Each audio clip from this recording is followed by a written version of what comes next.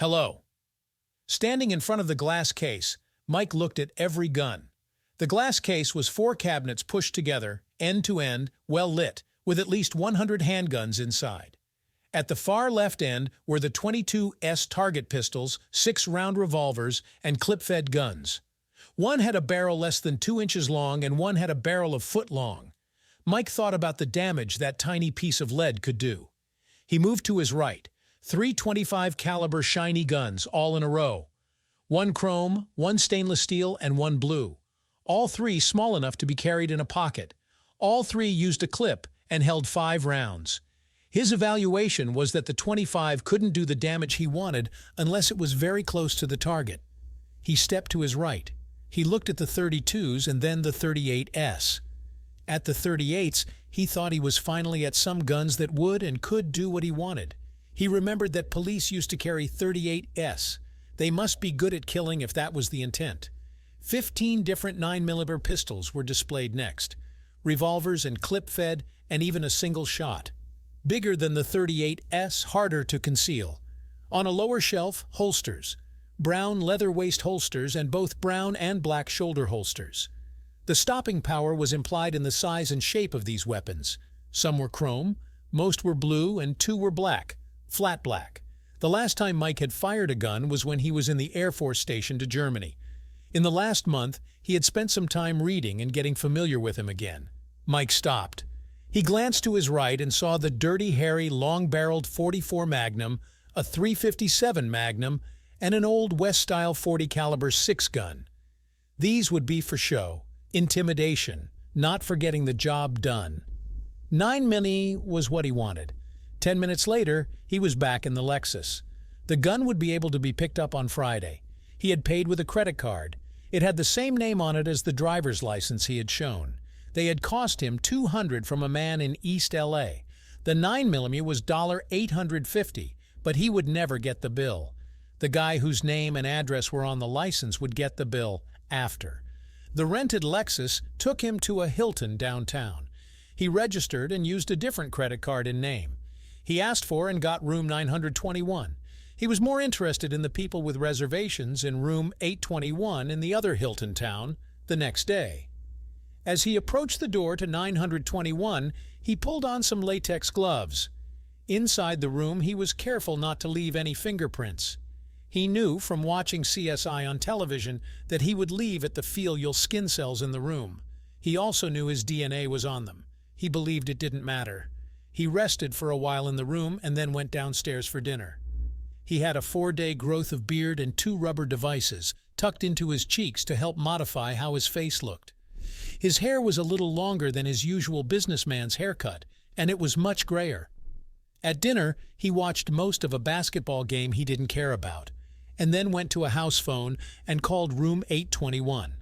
No one answered. He went back to his room and set up his test. A vacuum and a drill came out of his suitcase, and he drilled a hole through the floor in his room and through the ceiling in the room below, room 821.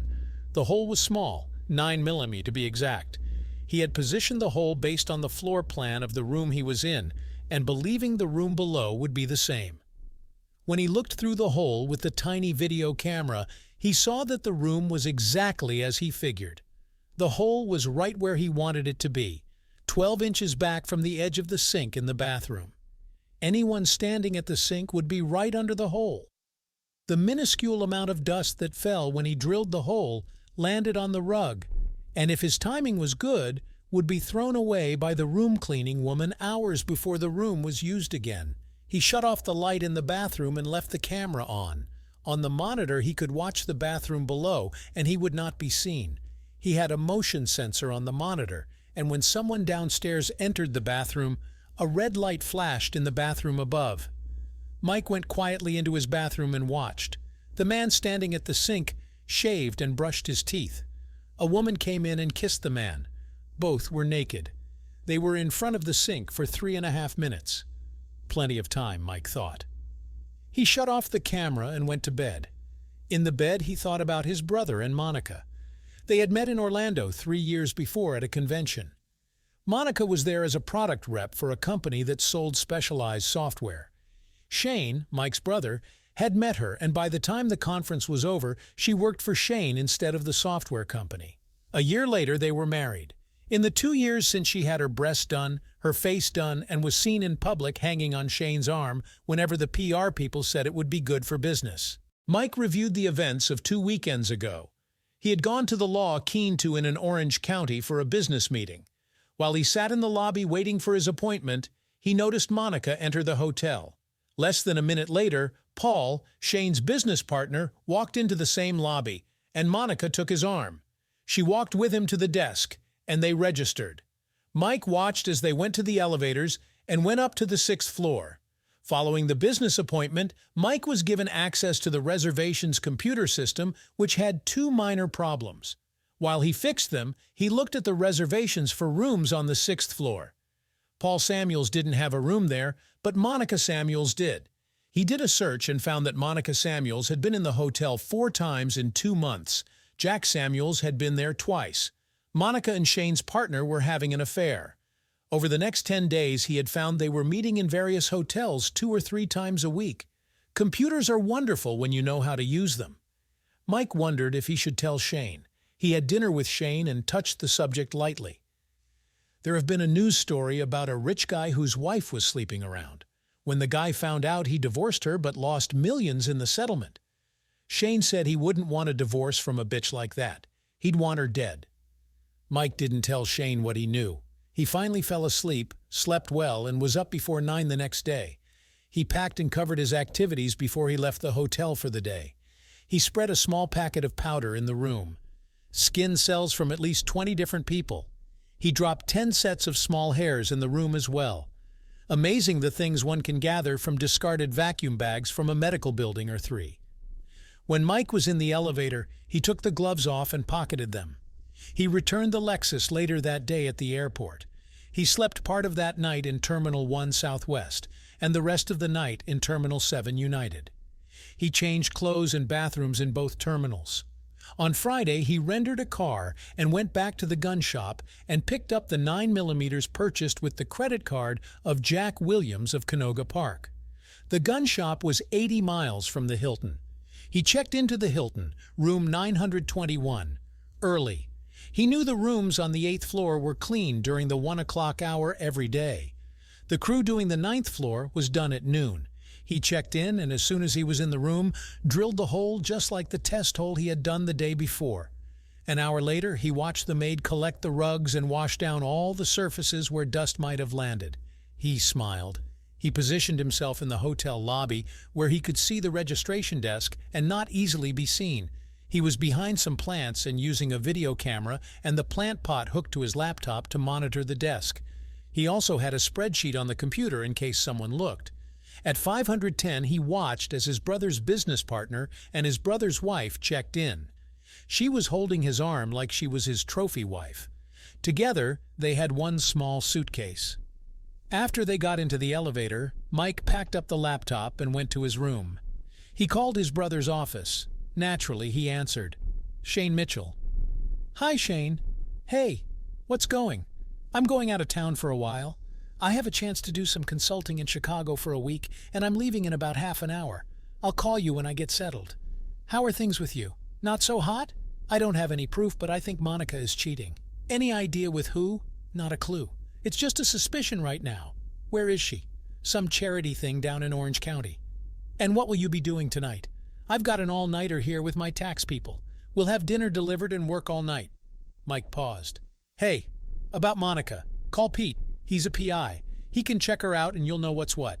Yeah, got his number handy? I'll call him now. Mike had the number in front of him. He gave it to Shane and ended the call. He watched television and saw Monica and Paul use the bathroom. The first time it was Monica, nude, peeing. Even from directly above, she was a knockout. Mike never understood what his brother saw in her other than a great body, but choice of spouse wasn't up to Mike. Paul peed when she was done, and a while later they came and dressed and used the mirror. The lights went out, and Mike assumed they went out too.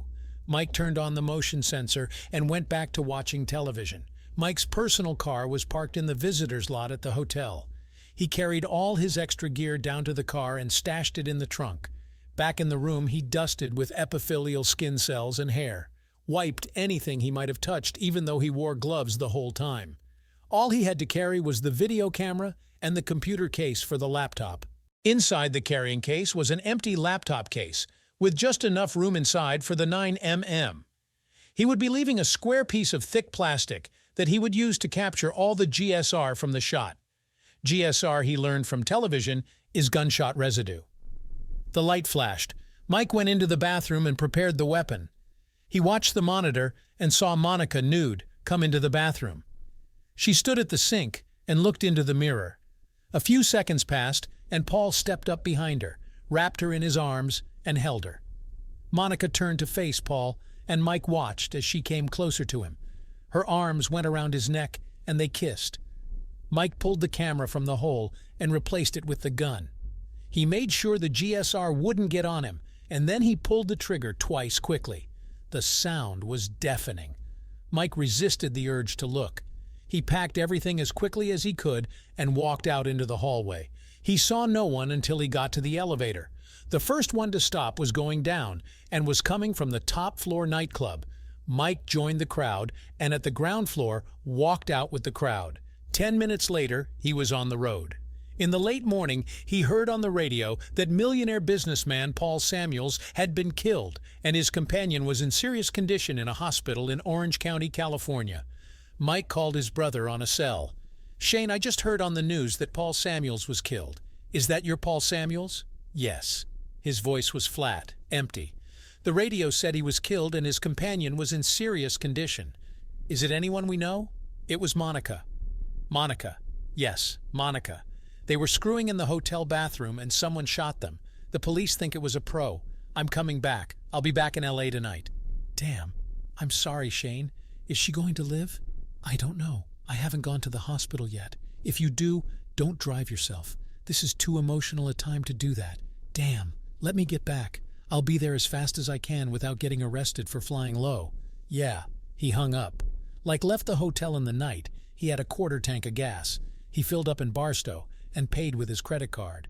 After talking to Shane, Mike gasped again and headed home. It came out that Paul was in pretty heavy to some loan sharks and had been cheating Shane for over a year. The police never charged anyone with the hit. Monica got out of the hospital and Shane had no trouble getting a divorce. She got nothing except a huge, nasty-looking scar down the side of her cheek and a breast that was no longer there. The bullet entered her breast and exited from her hip. Monica would never have been much of a mother anyway. Shane paid for a 6-month lease on a cheap apartment while the divorce went through. When the divorce was final, her lease was terminated. Shane and I never saw her after the divorce. There are brothers you can screw over and brothers who won't let their brothers down. Mike wondered over the years if he was ever going to tell his brother what really happened. It was on a fishing trip that the two brothers took where Shane surprised Mike by saying it was done to perfection. Mike never knew if it was the fish that he cooked or the fish he shot. They just looked at each other and the answer was clear. As they say, blood is thicker than wood.